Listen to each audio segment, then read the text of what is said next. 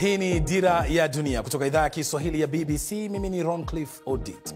Taarifa yetu kuu usiku huu: mazishi ya Papa Francis kufanyika Jumamosi hii. Tunaendelea na matangazo maalum kuhusu kifo cha kiongozi huyo wa kanisa Katoliki duniani na utaratibu wa kumchagua mrithi wake.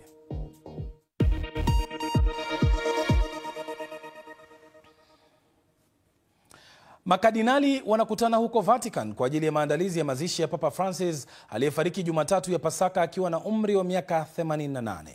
Vatican imethibitisha kwamba alipatwa na kiharusi kilichosababisha matatizo ya moyo. Mazishi ya Papa yatafanyika Jumamosi Aprili 26 kuanzia saa 4 asubuhi kwa saa za Roma, na ibada hiyo itafanyika nje mbele ya kanisa la Mtakatifu Petro katika mji wa Vatican. Viongozi mbalimbali duniani wanatarajiwa kuhudhuria mazishi hayo pamoja na maelfu ya waumini wa kanisa Katoliki. Wakati huo huo, baraza la siri la makardinali linalomchagua Papa, yani conclave, linatarajiwa kufanya kikao muhimu katika wiki chache zijazo.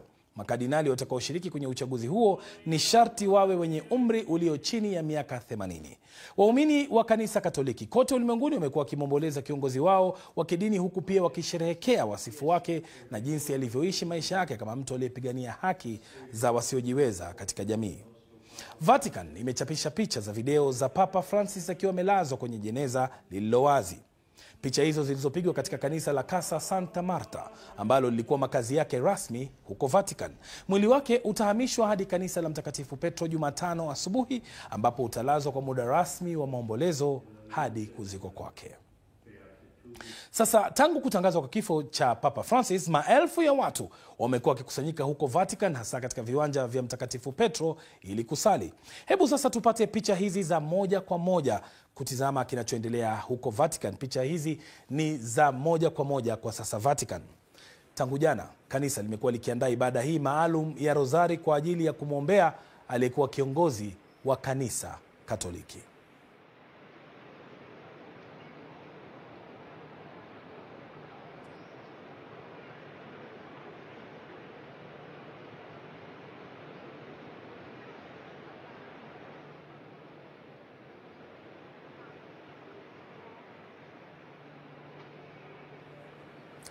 Kama nilivyotaja, picha hizo ni za moja kwa moja kutoka Vatican. Picha hizo unazotizama kwa sasa, ibada hiyo imekamilika tu muda mfupi uliopita. Ni ibada ambayo imekuwa ikiendelea na inatarajiwa kuendelea kwa muda wote hadi pale Papa atakapozikwa siku ya Jumamosi. Sasa, Papa anapofariki, ibada ya karne nyingi huanza. Ingawa takriban Wakatoliki bilioni 1.4 kote ulimwenguni wanaweza kumomboleza kiongozi huyo, mapambano ya siri ya kutaka mamlaka yanaanza katika jiji la Vatican. Katika wiki mbili au tatu zinazofuata, makardinali 252 watakusanyika katika kanisa la Sistine ili kujaribu kupiga kura kwa njia ya siri kwa ajili ya Papa mpya na mustakabali wa kanisa Katoliki. Mwandishi wa BBC Victor Kenani sasa anatueleza jinsi mchakato huo unavyofanywa. Papa Francis amefariki akiwa na umri wa miaka 88 baada ya miaka 12 kama kiongozi wa kanisa Katoliki la Roma. Papa anapofariki, kanuni za dini za karne nyingi huanza. Mtu wa kwanza kufahamishwa na anayethibitisha kifo chake ni Camerlengo, mtu mwenye nguvu anayesimamia mapato ya kanisa na Vatican. Kulingana na desturi, Camerlengo husimama juu ya mwili wa Papa na kumwita mara 3 kwa jina lake la ubatizo. Ikiwa hataamka, Papa anatangazwa kuwa amefariki. Makardinali wanafahamishwa na makazi ya Papa yanafungwa. Sehemu ya taratibu ni kuvunja pete ya Papa. Pete inatia muhuri nguvu ya Papa, na kuivunja kunaashiria mwisho utawala wake na kuhakikisha hakuna mtu anayeweza kumwiga. Hapo ndipo umma unataarifiwa na siku 9 za maombolezo zinatangazwa. Ingawa takriban Wakatoliki bilioni 1.4 kote ulimwenguni wanaweza kumwomboleza kiongozi wao, punde mkutano wa siri wa kumchagua mrithi wake unaanza. Lakini kabla ya hapo, mazishi hufanyika. Mazishi ya Papa John Paul wa pili mwaka 2005 yalikuwa moja ya mazishi makubwa zaidi katika historia. Watu milioni 4 walikusanyika kumwomboleza Papa katika jiji la Vatican, jimbo dogo la kanisa linalojitegemea katikati mwa mji mkuu wa Italy wa Rome.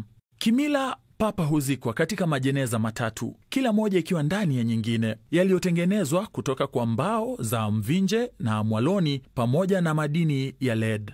Lakini Papa Francis, kulingana na mtindo wake wa kutojionyesha, alichagua jeneza la mbao lililowekwa zinki. Hakuna maonyesho yanayong'aa, hakuna jukwaa lililoinuliwa. Mwili wake ukiwa ndani ya jeneza, huku kifuniko kikiwa kimeondolewa ili waombolezaji watoe heshima zao. Katika hatua nyingine isiyofuata desturi, Francis ndiye papa wa kwanza katika zaidi ya karne kuzikwa nje ya Vatican, katika kanisa la Mtakatifu Mary Major huko Rome. Papa Benedict wa 16, ambaye alijiuzulu isivyo kawaida kwa sababu ya uzee miaka 9 kabla ya kufariki kwake mwaka 2022, alizikwa katika kanisa kuu la Mtakatifu Petro, mahali ambapo zaidi ya mapapa 90 wamepumzishwa. Uchaguzi wa papa mpya unaoitwa conclave unafanyika ndani ya kanisa dogo la Sistine kwa usiri mkubwa, wiki 2 hadi 3 baada ya kifo cha papa. Hakuruhusiwi simu, hakuna vyombo vya habari humo, hakuna mawasiliano na walio nje. Kila kardinali humpigia kura mgombea anayempendelea kwenye karatasi, na mchakato huu unaendelea tena na tena hadi mmoja wao apate wingi wa theluthi 2 ya kura. Uchaguzi sio rahisi. Wanaweza kuchukua siku au hata wiki kadhaa. Baadhi ya makardinali wamefariki wakati wa shughuli hiyo.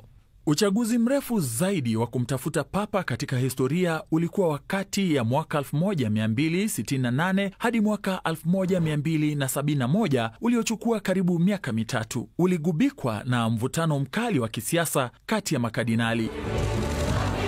Mkatoliki yeyote aliyebatizwa anaweza kuwa papa. Kwa nadharia, unaweza tu kuingia hadi kwa makazi ya papa na kujiteua. Hata hivyo, kuna uwezekano mdogo kuwa utaweza kupata theluthi 2 ya kura muhimu ya makardinali iwapo hawakujui.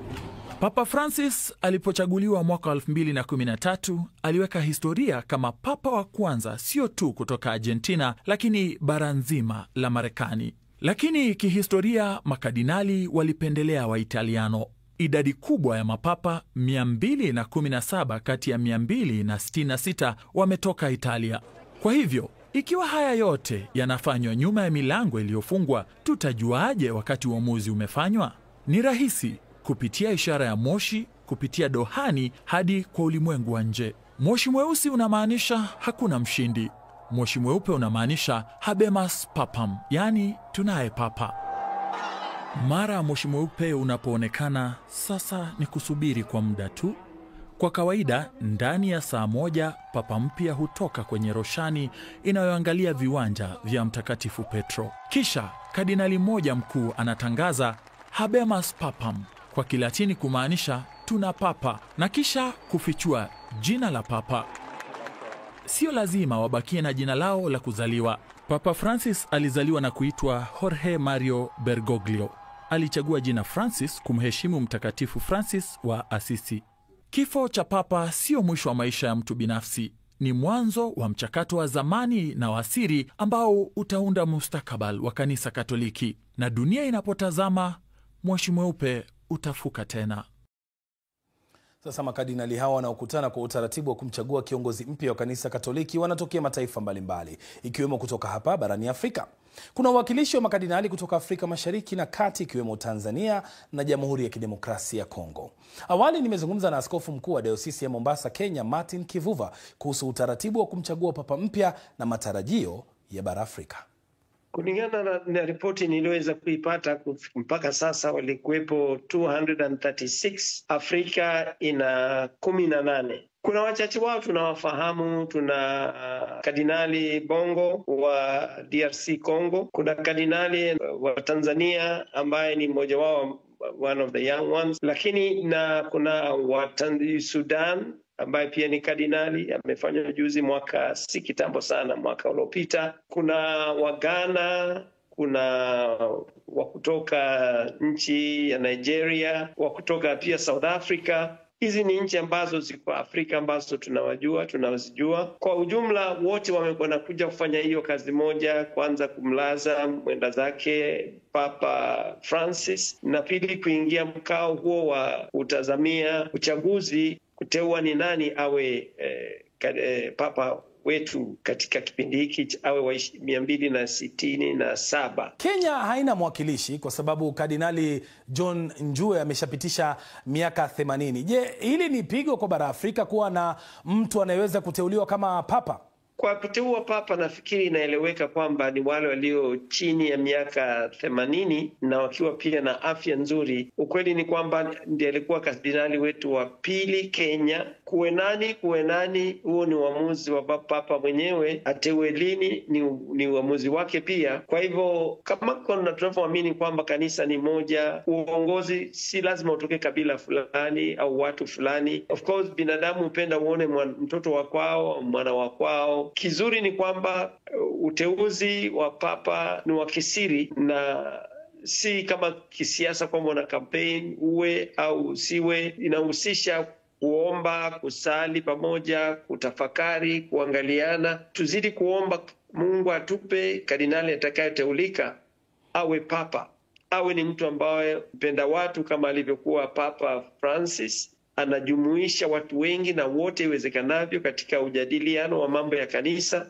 Na pia tatu, mtu ambaye kwa kweli ni mcha Mungu. Kumekuwa na shutuma kwamba uteuzi wa makardinali kutoka Afrika ni jambo ambalo limesaulika kwa sababu mataifa mengi hayana kardinali hata mmoja, licha ya kuwa bara hili lina idadi kubwa ya Wakatoliki baada ya Amerika Kusini. Je, shutuma hizi zina ukweli wowote? Ukiangalia kila upande unaweza mtu akadhania ni hivyo, lakini kwa kuwa hakuna makardinali nchi nyingine, huwezi kuwateua kwa ajili ya kuteuliwa upapa. Kuna hesabika mambo mengi sana, hasa maendeleo ya imani mahala pale. Pili, idadi ya watu. Tatu, kuwepo na wenye kutambulika katika maisha yao na kwa matendo yao, hasa kuhudumia na kufanya kazi vizuri na kanisa. Jambo hilo si la huyu au nani, ni jinsi kanisa linalokuwa. Kwa hivyo kuteua inategemewa yule mtu awe ni wa kivipi, ni askofu ambaye ameweza kufanya kazi iliyojulikana, inafahamika.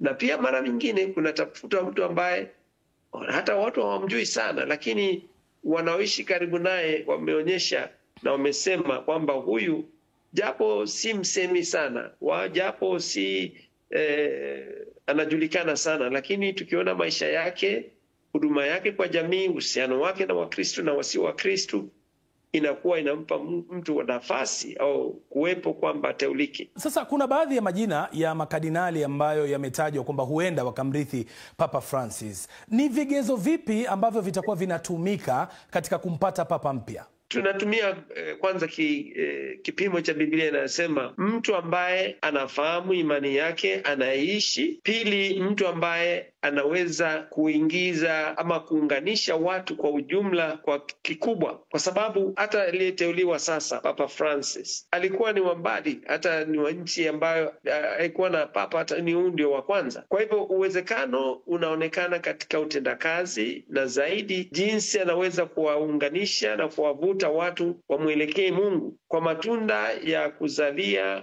kanisa ukubaliko mkubwa. Inakuwa nafasi nzuri ya kuonekana kama ni mtu ambaye anaweza, kwa vile alivyofanya. Kwa mfano Papa Francis katika mji wake Buenos Aires, inasemekana alikuwa ni chapakazi ambaye anajinyima kweli na anajituma, si tu ukubwa na si tu cheo, bali anajituma kutenda kazi Kristo aliyosema, enendeni ulimwenguni mote mkalihubiri Injili. Matangazo haya yanapeperushwa na Star TV Tanzania, K24 TV nchini Kenya, pamoja na ukurasa wa Facebook na YouTube wa BBC Swahili. Pia ukitaka maelezo zaidi kuhusu taarifa hiyo unaweza kuyapata kupitia simu yako ya mkononi. Mtandao wetu ni bbc.com/Swahili. Hii ni Dira ya Dunia kutoka idhaa ya Kiswahili ya BBC.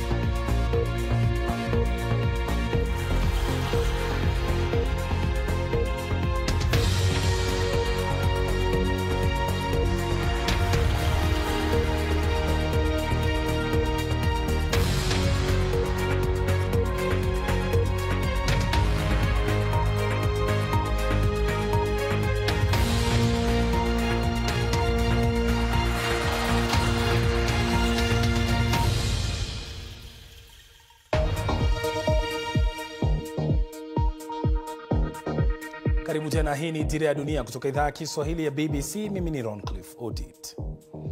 Sasa wakati kanisa likiendelea na mipango ya kumpa Papa Francis mkono wa buriani, risala za rambirambi zinazidi kutolewa na watu kutoka maeneo mbalimbali kote duniani. Hawa hapa ni baadhi kutoka barani Afrika.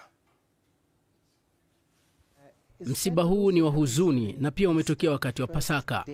Yaani siku ambayo Wakristo wanasherehekea kufufuka kwa Yesu, na hii ni huzuni. Lakini pia ni furaha kubwa kwa sababu amerudi. Yaani kama walivyotangaza kifo chake, amerudi nyumbani kwa babake, na ndio maana sisi ni Wakristo.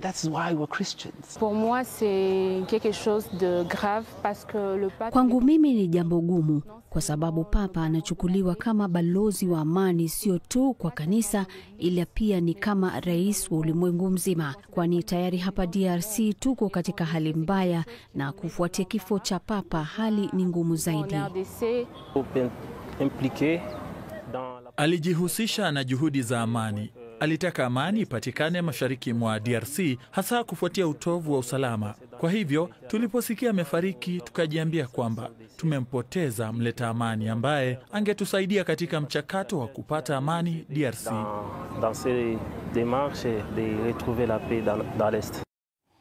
Katika muda alipohudumu kama kiongozi wa kanisa Katoliki, Papa Francis alizuru maeneo mbalimbali kote duniani kufanya ibada na kukutana na watu wa dini na tabaka mbalimbali. Ziara hizi zilimwongezea umaarufu katika maeneo mbalimbali ya ulimwengu, yakiwemo maeneo yanayokumbwa na migogoro na vita, kama anavyoeleza Elizabeth Kazibure.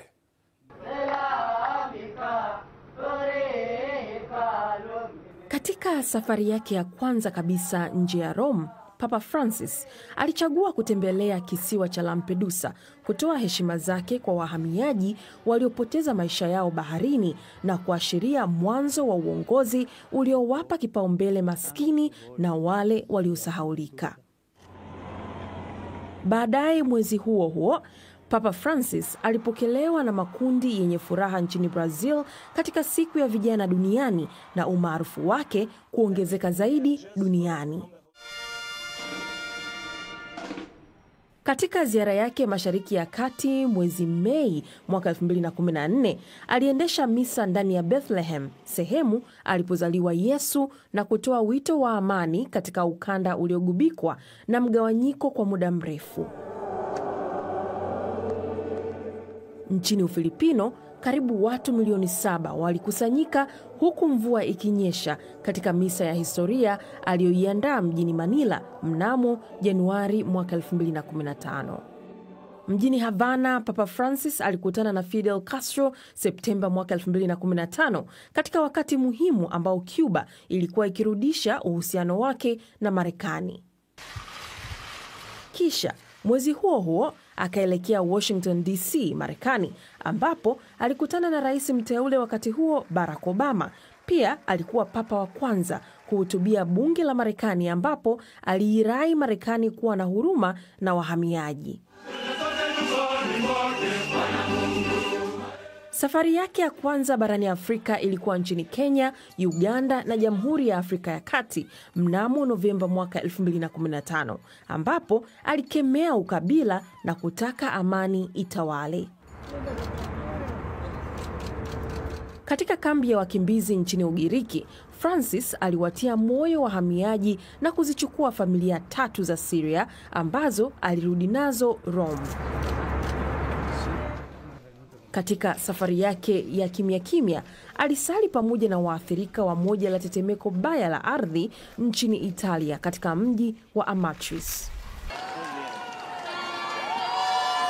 Katikati ya mgogoro nchini Chile, alikiri aibu yake kuhusu kashfa za unyanyasaji wa kingono zinazohusisha makasisi ambazo zimetikisa kanisa Katoliki.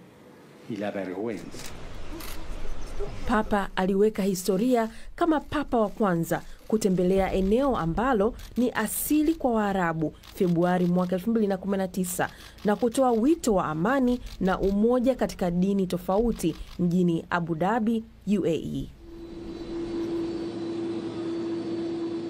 Nchini Iraq alitembelea jamii ya Wakristo walioumizwa na miaka mingi ya vita mwezi Machi mwaka 2021, na kukaidi onyo la kiusalama ili kuwapa waathiriwa matumaini.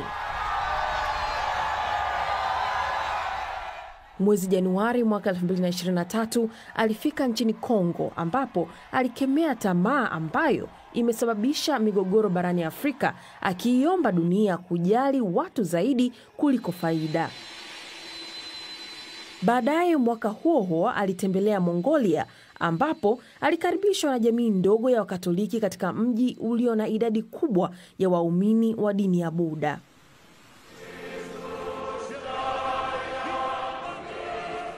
Na mwaka 2024, licha ya umri na maradhi yaliyokuwa yanamsumbua, Papa Francis alisafiri kilomita 33,000 kutembelea mataifa 4 ya Asia, ikiwa ni safari yake ndefu zaidi. Kutoka kwenye kambi za wakimbizi hadi mabunge ya kimataifa, Papa Francis ametumia safari zake kufikisha ujumbe ule ule mara kwa mara: heshima, haki na huruma kote duniani. Elizabeth Kazibure, BBC. Hii ni Dira ya Dunia kutoka idhaa ya Kiswahili ya BBC.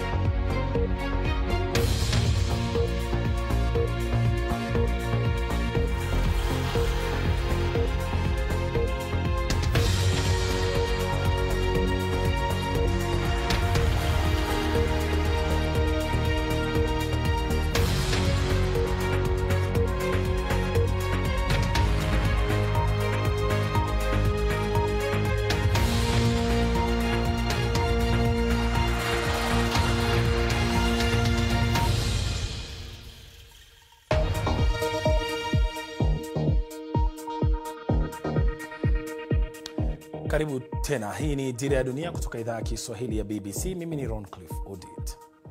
Papa Francis sio kiongozi wa kidini pekee, bali pia analiongoza Vatican, taifa dogo lakini lenye nguvu kubwa duniani. Kwa hiyo Papa na Kanisa Katoliki wana nguvu kiasi gani? Huyu hapa Leila Mohamed. Papa na Kanisa Katoliki lina nguvu kiasi gani? Zaidi ya watu bilioni 1.4 duniani, au 17% ya idadi ya watu wote duniani ni Wakatoliki. Pale Papa Francis alivyotembelea Timor ya Mashariki mwaka 2024, nusu ya nchi hii ilihudhuria misa kwenye eneo la wazi. Papa si tu kiongozi wa kidini, pia anaongoza mji wa Vatican, taifa dogo lenye nguvu sana. Serikali yake, The Holy See, ina uhusiano wa kidiplomasia na mataifa 184 na ina nafasi ya kudumu katika Umoja wa Mataifa. Chini ya Papa Francis, diplomasia ya Papa ilisaidia kuimarisha uhusiano kati ya Marekani na Cuba mwaka 2014. Wakosoaji wanadai kuwa kazi ya Papa John Paul wa pili ulikuwa ni mchango mkubwa katika kuleta mageuzi kutoka uongozi wa kiimla hadi demokrasia katika nchi za Hispania, Ureno na katika maeneo mengi ya Amerika Kusini. Lakini si siku zote Vatican inapata kile inachokitaka. Hivi karibuni, kiongozi wa masuala ya mipaka alipinga ukosoaji wa Papa kuhusu sera za uhamiaji za Marekani, akisema Papa anatakiwa aweke kipaumbele kutatua matatizo katika kanisa la Katoliki. Barani Ulaya, ushawishi wa kanisa unafifia. kwa sababu baadhi wanaona misimamo yao kwenye masuala ya kutoa mimba na wapenzi wa jinsi moja yakigongana na maadili ya kisasa. Na katika Amerika ya Kusini, kupungua kwa idadi ya waumini na kuongezeka kwa Ukristo mamboleo kunabadilisha sura ya dini, jambo linalotoa changamoto kwa kanisa Katoliki ambalo hapo awali lilikuwa na nguvu kubwa. Shukran sana Leila kwa tathmini hiyo inayotuhitimishia matangazo yetu maalum kuhusiana na Papa. Sasa tutupie macho ukurasa wetu wa interneti ambapo kuna taarifa mbalimbali ikiwa ni pamoja na makala za michezo, picha pamoja na video, ikiwemo taarifa hii kuu inayosomwa na wengi ya makamu mwenyekiti wa chama kikuu cha upinzani Tanzania Chadema John Heche amekamatwa na polisi katika eneo la Kariakoo jijini Dar es Salaam. Kwa mujibu wa taarifa kutoka Chadema, Heche alikuwa amekwenda kuongoza tu mkutano wa hadhara ambao tayari ulitangazwa na taarifa yake kuwasilishwa kwa polisi siku kadhaa zilizopita. Hata hivyo, polisi walileta barua saa chache tu kabla ya mkutano huo kuanza wakipinga kufanyika kwake kwa madai kuwa eneo la mkutano huo, mtaa wa Mnyamwezi na Mkunguni, kuna shughuli nyingi za biashara na mkutano huo ungeathiri shughuli hizo. Polisi mpaka sasa hawajatoa taarifa rasmi kuhusu kukamatwa kwa John Heche kufikia sasa. Taarifa zaidi unaweza zipata katika mtandao wetu au katika kurasa zetu za kibinafsi za mitandao ya kijamii. Mimi binafsi Ron Clifford katika Facebook, X, Instagram na pia TikTok. Uwe na usiku usiokuwa na usumbufu wa mbu.